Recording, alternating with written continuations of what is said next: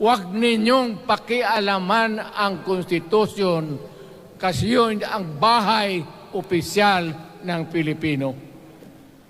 Anak ka ng... Bakit pumasok sa utak ninyo yung People's Initiative? Anong nakain ninyo? There's nothing wrong with the Constitution right now.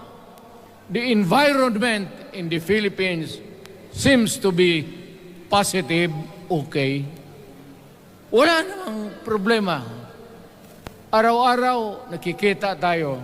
Punta Maynila, marami akong kaibigan, mga brad ko, mga classmate ko. Okay ang buhay natin. But suddenly, nandito yung People's Initiative. Alam mo, sa umpisa pa lang, nagdududa na ako. Bakit? People's Initiative manggaling sa tao. Dapat yan galing sa mga purok at doon sa barangay at doon sa DILG, ipasa nila sa syudad, sa probinsya at sa national office. Dito mga congressman,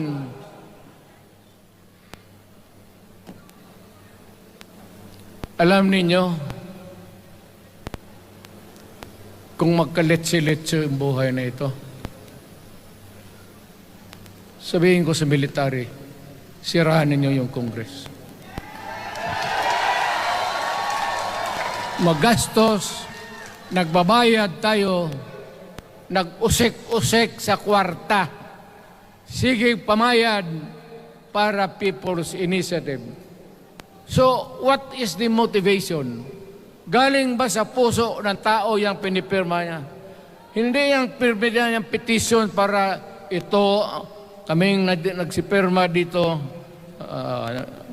pumayag na merong pagkaiba ngayon sa Constitution. Pirma lang, pati pera. Anong klase yung putang inang yun? Ganon na lang ang tingin ninyo sa Pilipino. Pagka ganon, maghiwalay-hiwalay na tayo. Kayong taga Luzon, pumunta na yan sa Mindanao, mag-declare na lang tayo ng independence separate. Bakit binababoy ninyo ang bayan natin? Ako naging presidente. Ako naging mayor. Ako naging congressman. Ang sinasabi ko sa inyo, putang ina.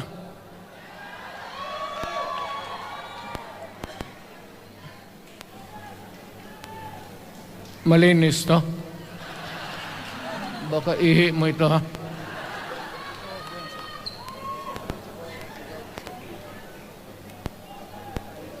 Kakaubos talaga ng laway itong...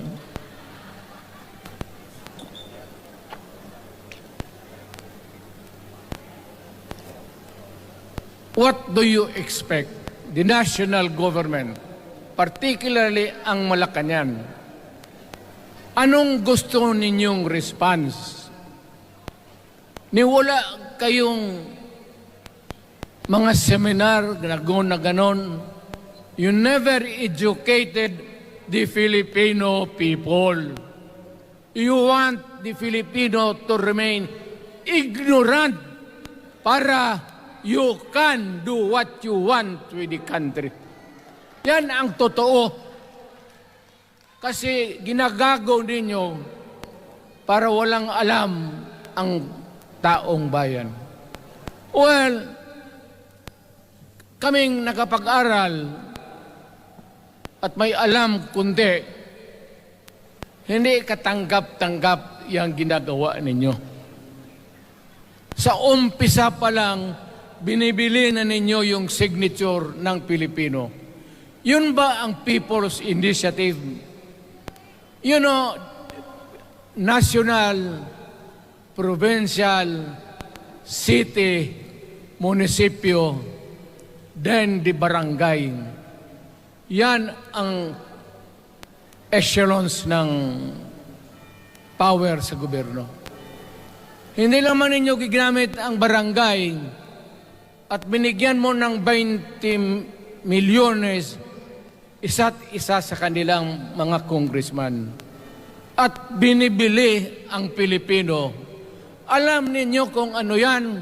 Kaluluwa ang ninyo ang binibili ng taong bayan. Hindi ako papayag ng ganon. Nakapag-aral ako, hindi naman ako ignorante. Bakit ka mag-people's change? Ang problema ninyo, ganito. Hindi pa, pauna. Ang malas ng Pilipinas, every president, almost all, pag naupo na dyan sa Malacanang, walang ginagawa kung mag-isip ang mga putang ina kung paano pahabain ang termino nila.